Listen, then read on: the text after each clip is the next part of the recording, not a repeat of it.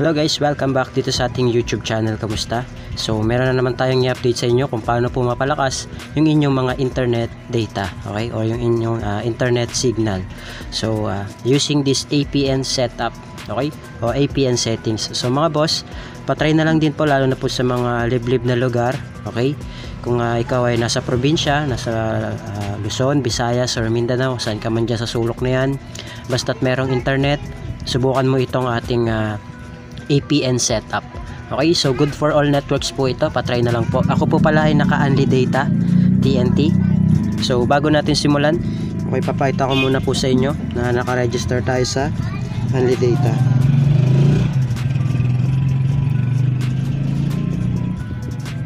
Ayan po mga boss, check natin yung balance natin.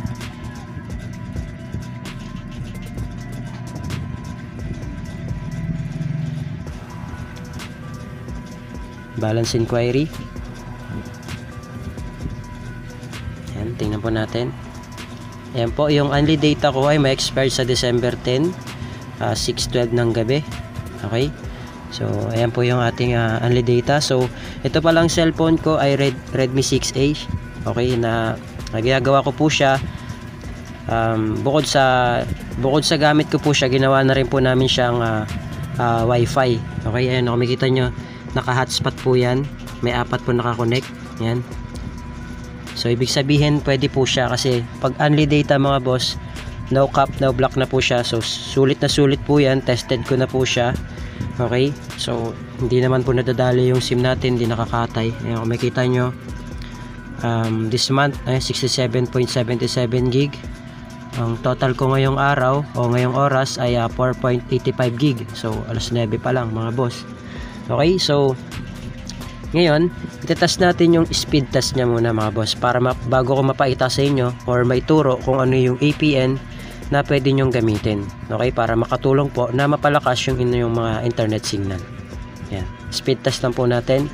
Makikita nyo po, nasa 18 lang po yung ating MS at pumapalo siya ng 29 to 30. So hindi ko pa po yan in airplane mode. So pwede nating airplane mode dyan mamaya mga boss once na bumaba siya sa 30.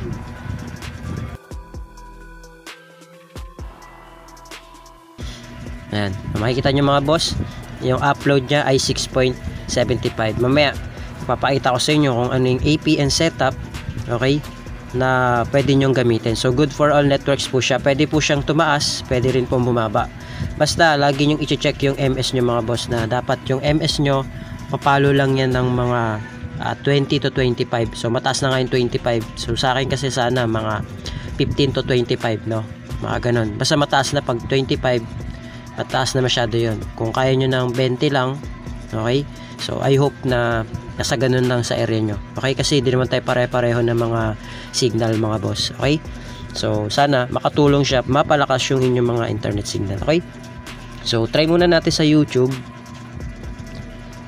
Magta-try tayo ng mga 12 hours videos na nasa 1280p o 1080p, sorry, 12 hours videos na nasa 1080p. So hanap tayo dito mga boss, mga 12 hours na video. Try natin to. Diba? Nagpe-play naman siya kagad mga boss. Ayan. So mamaya papakita ko sa inyo kung ano yung setup na ginagamit ko. Okay? O ano yung gagamitin natin.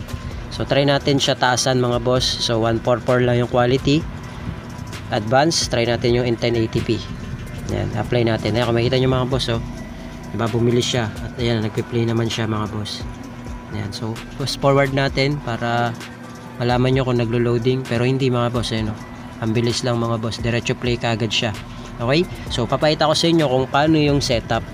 Okay, so punta tayo sa mga settings sa mga phone natin. Hindi ko alam kung anong unit ng mga phone nyo, pero try nyo to. So ito na mga boss, nalang lilinawan lang natin para kita nyo. Yan, so punta tayo sa settings sa mga phone natin. Okay, then SIM and network. Yan, yung SIM natin. Then click nyo po yung access point name. Okay, then magki-create tayo ng panibago. So click lang natin yung new APN. Tapos ito yung name niya mga boss. Okay? lagay nyo dyan. Thunder.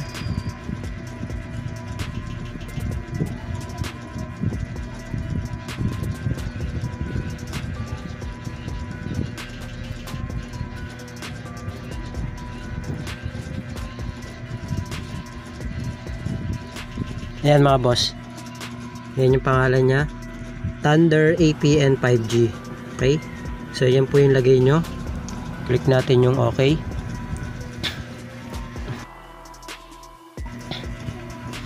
Tapos yung APN mga boss. Ito naman yung kanyang APN mga boss. At Thunder.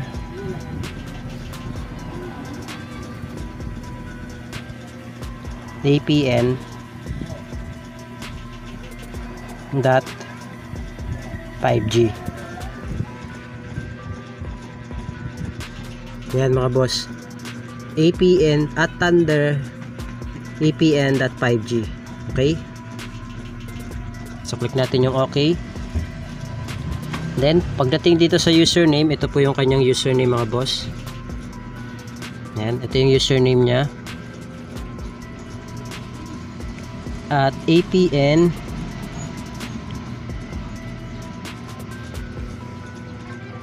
Thunder. Yan, APN Thunder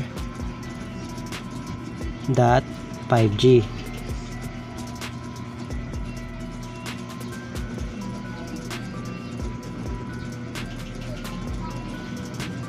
Yan po.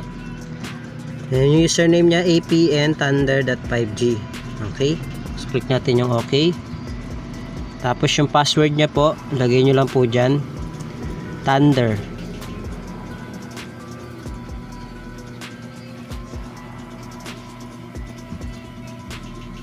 Yan. Password po, Thunder. Yan, magpa-flash naman po yan dyan sa screen. O, click natin yung okay. Tapos yung server niya mga boss. So, ito po yung kanyang server. www.malaking G o capital G for Google.com. Okay, so malaki pong G yan ha. www.google.com. Click natin yung okay. Tapos diretso po siya ng authentication type. Authentication type niya mga boss, nakapap lang po yan. Okay, pop lang po yung kiklik nyo. Okay, then yung ating APN type, APN type niya mga boss ay default lang. Yan, wala na tayo bang sasabihin dyan, kundi default lang po. Yan, default lang. Click OK. Then, punta tayo sa kanyang APN protocol. Okay, yung APN protocol niya mga boss, laging IPv4, IPv6. Click OK. Yan, APN roaming protocol, IPv4, IPv6. At yung kanyang bearer mga boss, unspecified, LTE, HSPA, tsaka Edge at GPRS. Okay, so ulit mga boss, yung kanyang bearer ay unspecified, LTE, HSPA, Edge, tsaka GPRS. So click natin yung OK. Then click natin yung more sa baba. Click natin yung save. Okay, then para magamit natin siya mga boss, i-click natin tong ginawa natin, tong APN na to. So click nyo yan para lumipat yung kulay blue. Ibig sabihin yan ay nagamit na po natin siya. Siya yung gamit natin ngayon na APN. So ngayon, pwede nyo pong airplane mode. Halimbawa, tinas nyo, hindi gumana, pwede nyo po siyang airplane mode ng 3 to 5 seconds. Then kapag okay na, pumalo na po ng yung speed test nyo, lumalakas na. Pag humina po ulit, speed test nyo, then airplane mode nyo po ulit ng 3 to 5 seconds. So ganun lang po yung pag troubleshoot ng inyong mga internet kapag bumabagal po. Okay, lagi nyo po siyang i-airplane mode ng 3 to 5 seconds para ma-refresh yung inyong mga internet data or internet signal. Okay, so try natin siya i-speed test. So kanina pumalo lang siya ng 30 mga boss. So ngayon itatry natin ng hindi pa ginagamitan ng airplane mode. Okay, so try natin po siya. Yan o mga boss, di pa tayo nag-airplane mode nyan, pero makikita nyo naman pumapalo na kagad siya ng 35 to 40. Okay? So depende yan mga boss sa area nyo, kasi area ko ay dito sa Las Piñas. Yan. So medyo tumaas din yung MS natin, pumalo siya ng 21. Pumalo siya ng 21. So try natin yan mamaya mga boss, na airplane mode naman. Okay? Para matest natin kung gumagana siya. Halimbawa ganyan mga boss. Okay? Tapos mayan, mataas na ngayon kung tutusin mga boss, mataas na yan. At yung ating MS, sabi ko sa inyo, pwedeng 15 to 25. So mataas na ngayon 25. Pwede na yan 21 hanggang 24, okay na yan. Okay, so dapat yung MS nyo papalo lang siya ng 15 to 25 na MS. Okay, so pwede po kayo mag airplane mode mga boss kapag mahina yung inyong internet signal. Okay, yung download natin mataas na yan, dapat nasa 25 sa inyo.